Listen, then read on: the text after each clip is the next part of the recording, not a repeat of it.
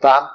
Então, vamos falar agora de plano operacional. No plano operacional, a gente vai definir como tem que ser o layout, quais pessoas vão trabalhar, as tarefas. A gente vai sair um pouco do balcão e vamos atrás agora da operação. O que tem que ter a nossa estrutura para poder atender com excelência o João e a Paula. Então é importante, mesmo que rascunhando, mesmo que ainda não tenha, lá a gente já viu o seguinte, a gente levantou que na pesquisa 315 pessoas passam na rua, 90 entram. Então a gente sabe que 30% do que passar na rua, ali onde eu estou montando o bar, vai consumir. Legal.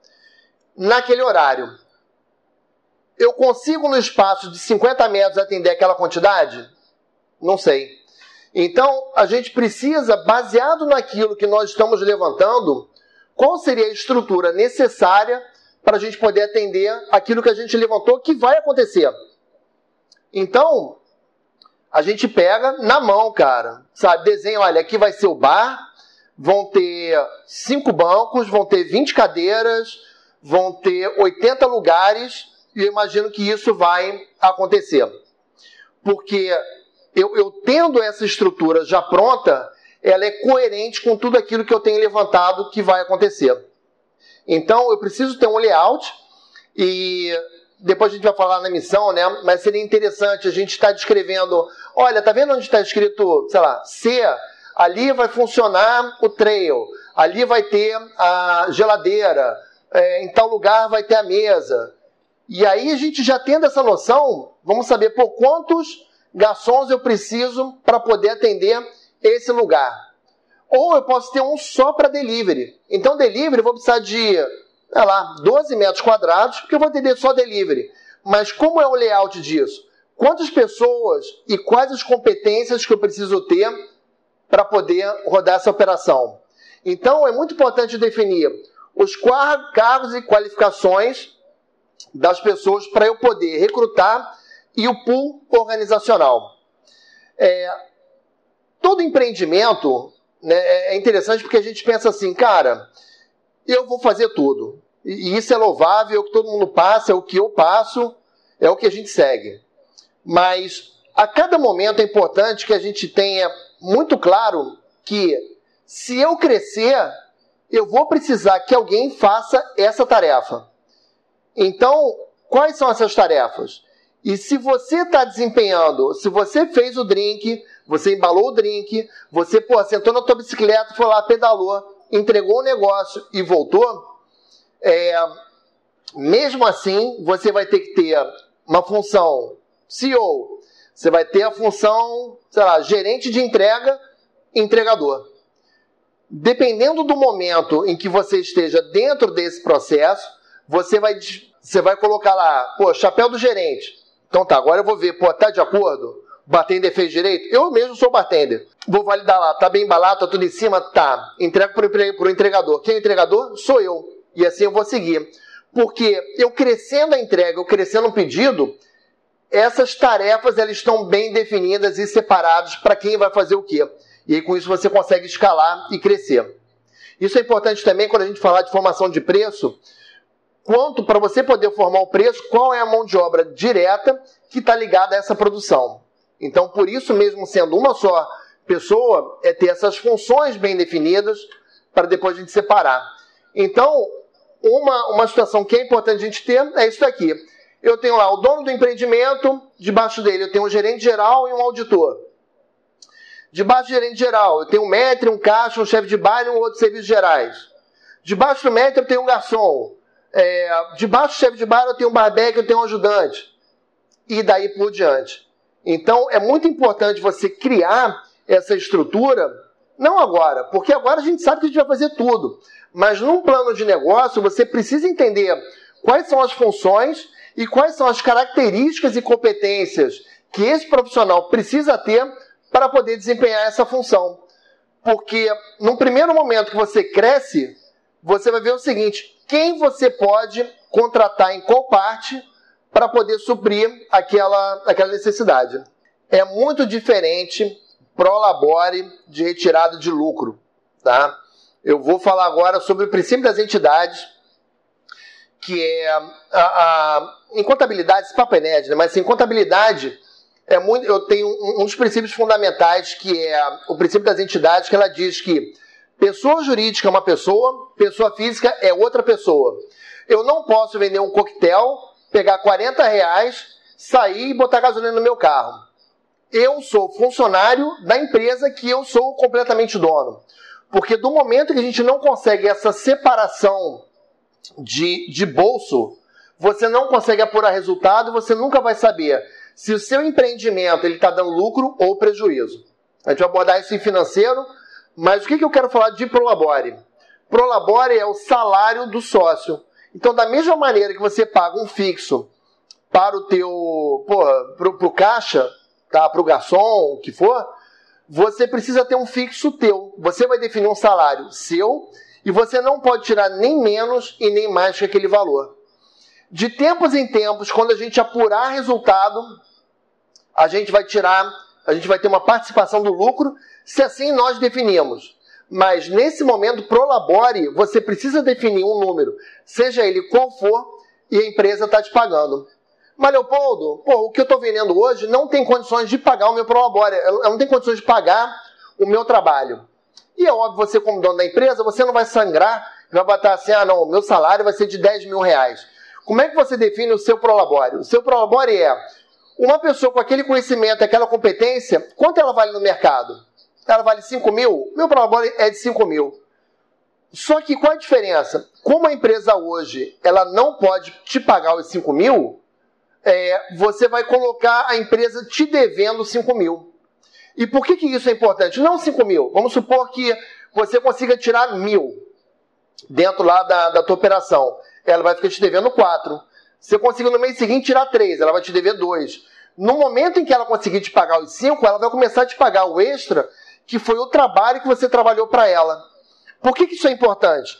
Quando a gente vai fazer um valuation, quando a gente vai buscar captar investimento ou vender empresa, se a gente não coloca isso, todo esse trabalho se perdeu. Então, quando a gente define o valor da empresa, ele vai ser meu ativo, meu passivo, né? Eu vou pegar tudo aquilo que eu tenho, eu vou somar tudo aquilo que estão me devendo, né, que eu tenho que pagar, e mais o fluxo de caixa descontado, que é, ao longo de 3 anos, quanto vale todo esse dinheiro hoje? O somatório desses 3, né, ativo menos passivo, mais o fluxo de caixa descontado. Esse trabalho que eu fiz de graça, ele nunca vai ser remunerado, e ele tem um valor. Então, eu preciso, de alguma maneira, contabilizar isso, mesmo que a empresa não tenha caixa, não tenha condições de me pagar, eu preciso definir. E nunca ir além disso, porque senão vai sangrar a empresa. Por exemplo, um exemplo de plano operacional dos cargos e qualificações. Eu botei aqui um exagerado, né? Então o gerente ele vai realizar a gestão e desenvolvimento da equipe, atendimento, vai fazer orçamento, fechamento diário, tudo aquilo que ele precisa fazer vai estar descrito na função gerente. Quem vai ser esse gerente ou não, a gente vai ver isso depois. Mas o fato é que as características que ele precisa ter para desempenhar aquela função, elas estão lá. E essa tabela é muito legal, gente, que é o pool organizacional. O pool organizacional, ele só consegue ser feito por alguém que já viveu que tem essa experiência de bar. Então, eu vou listar aqui todas as tarefas que eu faço diariamente. Limpar a mesa, espremer limão, cortar gengibre, fechar o caixa, fazer depósito, tudo aquilo. O que eu faço semanalmente? Semanalmente eu tenho que contar o estoque, uma limpeza da geladeira, da chopeira, cotação de preço, mensal e esporádico. E dentro disso, o que cada profissional, o que cada função tem que fazer. Isso é muito legal porque quando a gente vai contratar, a gente já chega de uma forma muito clara e diz o seguinte, olha, eu preciso de uma função de caixa e as suas tarefas são essas daqui. Então você consegue dar o treinamento, você consegue deixar isso muito mais alinhado com a expectativa de quem está trabalhando e contratar, o que aquela pessoa vai fazer. E você consegue criar métricas de desempenho daquela função. Então, como é que você vai avaliar se o caixa desempenhou um trabalho bom ou ruim, né? Justamente validando, pegando toda essa lista de tarefas que ele tem que fazer e se aquilo está cumprido. Se você está andando no teu restaurante, no teu bar, e você vê que a mesa está suja, o que você vai reclamar? Você vai reclamar com o garçom. Por que com o garçom? Porque foi definido no pool organizacional que o garçom ele é responsável por limpar as mesas. Então, quando a gente tem essa matriz, entendendo as responsabilidades que cada um vai fazer, a chance de ter ruído depois é muito menor. E mostra para o cara que está lendo aquele plano de negócio que você entende daquilo que você está falando, que você está fazendo e como está sabendo se organizar. Como eu disse um pouco antes, normalmente quando uma pessoa vai botar dinheiro no empreendimento, ela não coloca no cavalo, ela bota no jockey. É no cara que sabe tocar. É no cara que amanhã, se der algum problema e a gente, não tem nem ideia, como é esse caso agora da Covid, o cara tem capacidade de passar por cima disso por um fator muito importante. Esse cara que está com o meu dinheiro. Então eu preciso ter segurança que ele tem total conhecimento de um bar, sabe o que fazer, e em qualquer situação ele vai conseguir dar um jeito. Então, esse pool organizacional é muito legal. Sobre os processos. No material que eu mandei, tem um especial, acho que é o Rolling Stones Bar, não me lembro agora, é bem sobre processo. Tá? Essa é uma maneira muito simples, onde a gente vai colocar o início, ligar o equipamento, guardar os alimentos, realizar a limpeza programada, lavar os utensílios. Dentro de cada um dos processos do bar, como é que eu vou fechar o caixa? Pega o caixa, conta dinheiro, vê quanto tinha antes, vê quanto foi a sangria, vê se saiu para compra de um ou não, confere, tem que chamar um cara para estar do lado para contar o dinheiro, fechou o caixa, comparou com o computador, com as boletas. Quais são os processos que eu vou ter? Desde a confecção de um drink, até como fechar um caixa, como limpar o chão, como limpar uma chopeira.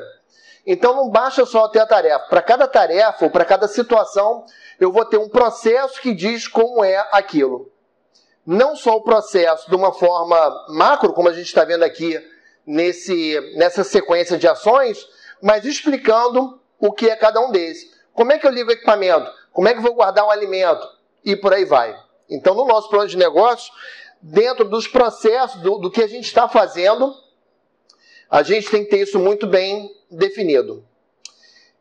Dentro do plano operacional, quais são os equipamentos, matéria-prima, o que eu preciso? A gente já viu a mão de obra, o que a gente precisa, mas um exemplo aqui de plano operacional dos processos. Vou fazer um ginger ale. Eu tenho que descascar o gengibre, bater no liquidificador, coar e porcionar. O que a gente vai ver? Opa. Por exemplo, aqui, eu vou ter um ginger ale produzido. Eu vou descascar o gengibre. Quem já fez meu curso de formação de preço vai reconhecer isso daqui. Quem faz isso? É o ajudante de produção. Quanto tempo ele demora? 15 minutos. Qual o valor dele desses 15 minutos? R$ 3,79. Quanto rende isso? 800 ml. Quanto custa 1.000? 4 e pouco. Bater no liquidificador, coar, porcionar. Cada um desses processos, ele se refere a um custo.